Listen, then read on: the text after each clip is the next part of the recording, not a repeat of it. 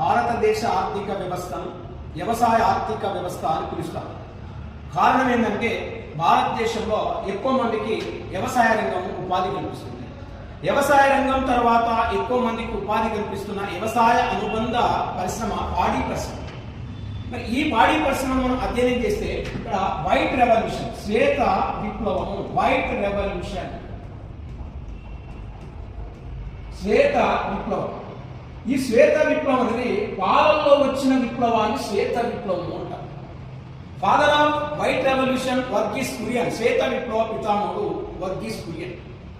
ఎప్పుడైతే 1970 సంవత్సరంలో మన దేశంలో ఆపరేషన్ ఫ్లడ్ అనే కార్యక్రమాన్ని ఆపరేషన్ ఫ్లడ్ అనే కార్యక్రమాన్ని ప్రవేశపెట్టడం జరిగిందో పాల ఉత్పత్తి పెరగడం జరిగింది.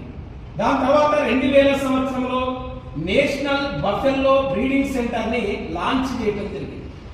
నేషనల్ బఫెల్లో బ్రీడింగ్ సెంటర్ 2000లో ప్రారంభించిన తర్వాత 2001 నుంచి భారతదేశం పాల ఉత్పత్తిలో మొదటి స్థానం. India largest milk producer country. మరి పాల ఉత్పత్తిలో ఇండియా 2001 తర్వాత ఫస్ట్ ప్లేస్కి వచ్చింది. కారణం ఏంటంటే నేషనల్ బఫెల్లో బ్రీడింగ్ సెంటర్ ని లాంచ్ చేయడం. ఇవాళ 2024-25 అకార్డింగ్ టు 2024-25 2025వ సంవత్సరానికి భారతదేశంలో పాల ఉత్పత్తి 247 మిలియన్ టన్స్ ఎంపీ, అంటే 247 మిలియన్ టన్నుల పాలను భారతదేశం ఉత్పత్తి చేస్తుంది. మొత్తం పాల ఉత్పత్తిని భారతదేశ జనాభా చేత భావిస్తే తలసరి పాల లభ్యత వస్తుంది. మరి 2024-25 ప్రకారం భారతదేశంలో తలసరి పాల లభ్యత 485 గ్రాములు తలసరి పాల లభ్యత. మన కాంపిటేటివ్ ఎగ్జామ్ అడిగే మోస్ట్ ఇంపార్టెంట్ పాయింట్ ఏంటంటే highest milk produce states India. భారతదేశంలో పాలను ఎక్కువగా ఉత్పత్తి చేసే రాష్ట్రాలు ఇండియా అంటే వాళ్ళ నెంబర్ 1 పాల ఉత్పత్తిలో first place Uttar Pradesh, second place Rajasthan, third place Madhya Pradesh, fourth place Gujarat, fifth place recent Maharashtra.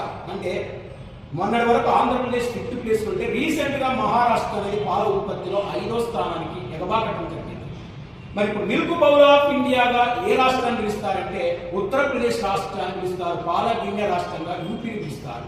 మరి ఎందుకు పాల ఉత్పత్తిలో ఇండియా ఫస్ట్ ప్లేస్కి వచ్చిందంటే పాలనలో వచ్చిన విప్లవాన్ని శ్వేత విప్లవం అంటాం. ఈ శ్వేత విప్లవం నేరుగా భారతదేశంలో పాల ఉత్పత్తి పెరగడానికి దోహదపడ్డది. కాబట్టి మరి వైట్ రెవల్యూషన్ 10 అనేది కంప్లీట్ అయింది. రీసెంట్ గా వైట్ రెవల్యూషన్ 20